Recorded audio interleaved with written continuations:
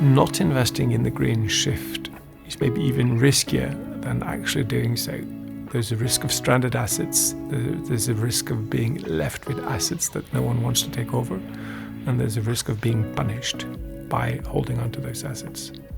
Energy sector is an enabler to decarbonize the whole society.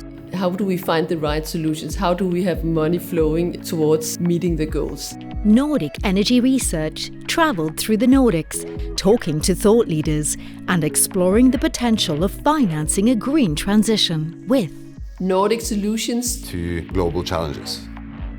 The green transition is almost everything, right? From wind turbines to power to X to consumer behaviors. If you look at the asset management industry where the investors invest their money, there are a lot of Nordic funds that are really good at putting up the funds in terms of renewable energy or the sustainable goals in general. So I think the investors are looking to invest their money in these types of funds. By bringing down the cost of capital, we will encourage and grow the production of energy that is renewable at the expense of coal-based or oil-based energy production. We also know that the banks are dedicating certain amounts of their lending money to these sources, so that will help. And then you have the ECA or the export credit agencies that can contribute as well. If you bring renewable energy to a market, then you should be competing on marginal cost against the incumbent, which normally could be from coal or other, thermal units, and then you should be able to squeeze them out. Solar power has become really surprisingly cheap. It has really smashed all the expectations. Not only solar power, wind power has become also cheaper and cheaper and is pretty competitive nowadays. So renewable energy basically is the cheapest form of new electricity generation. The price decreases that we've seen these last decades have been in production technology. It's really from scaling up.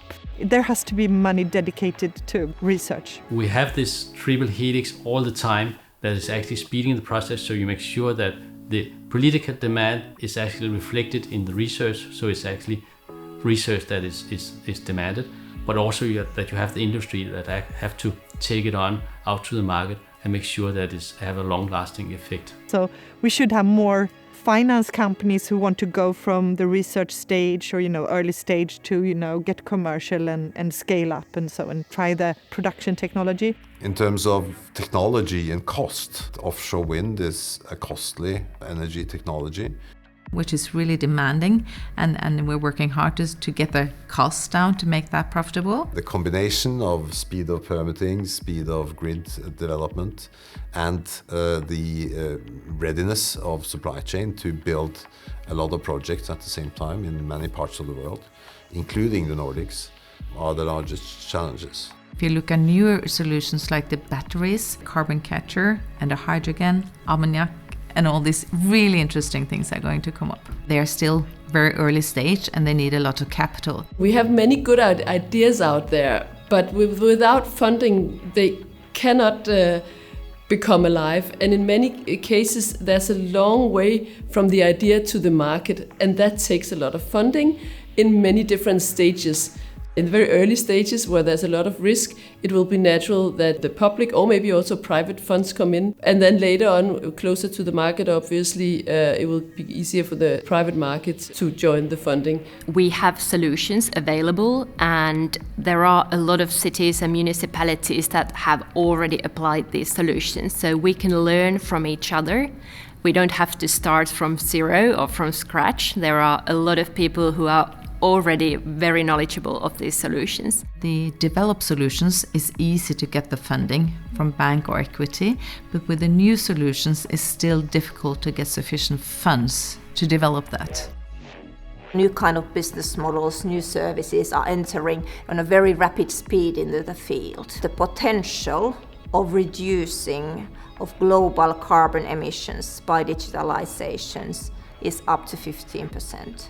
But obviously, this needs then cross-cutting, cross-industry actions, including transportation, energy sector, manufacturing, agriculture, and so forth. People might say that technology will not automatically solve all of our problems with climate change. And I think that's true. But I think it's very difficult to see how we can solve these problems without technology. But it's definitely not going to happen automatically. So we also need to create technology that holds itself accountable.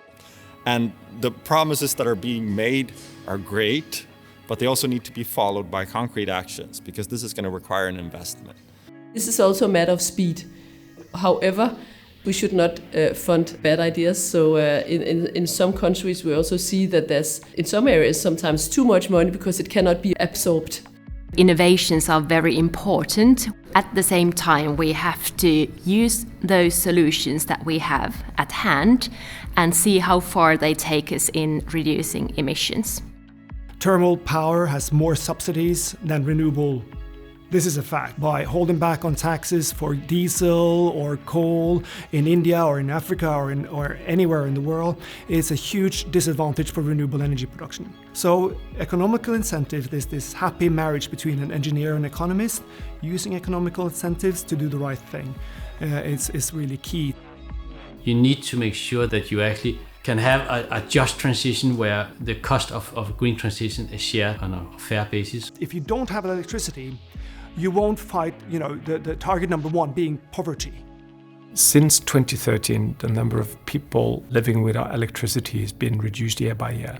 But during the Corona period, that positive development has stalled, and in parts of the world it has actually gone back. Definitely a challenge for developing countries who only control a small minority of the financial wealth of the world, and still having like a pretty large share of the foreseen investments in energy transition globally. Access to risk capital is a key driver. It's about simply making sure that when they are building up new capacity, that capacity is provided by green production. We need to have patience, both from the investor and bank's perspective. Sometimes it helps if there is a patient investor to enable project development. Things can be then handed over to more commercial investors, for example, at a later stage.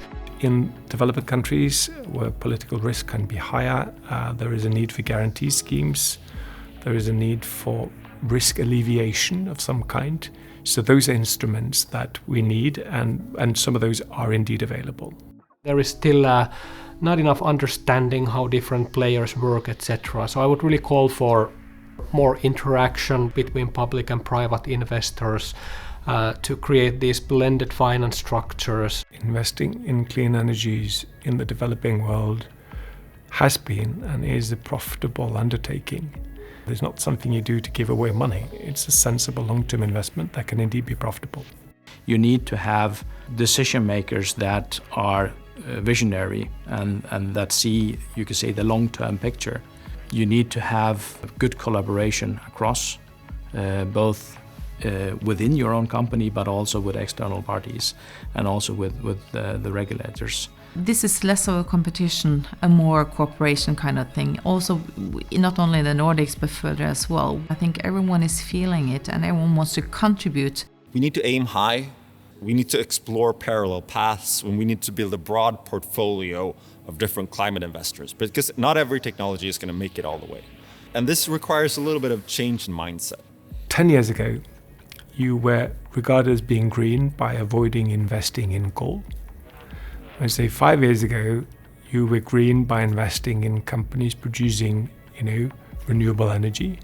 Nowadays, I say that you dare to be green by joining us investing in green energies in developing countries. But without the banks and the different kind of finance institutions contributing and really dedicating themselves to this, I think it's going to be difficult to reach the targets, because there are huge amounts of money that needs to be invested in order to change the whole energy chain from what we had before and what we know we need to have in the future. Being in energy industry, you are really in the middle of this change, and you have all the tools, so we are able to really contribute on the biggest thing in the world at the moment.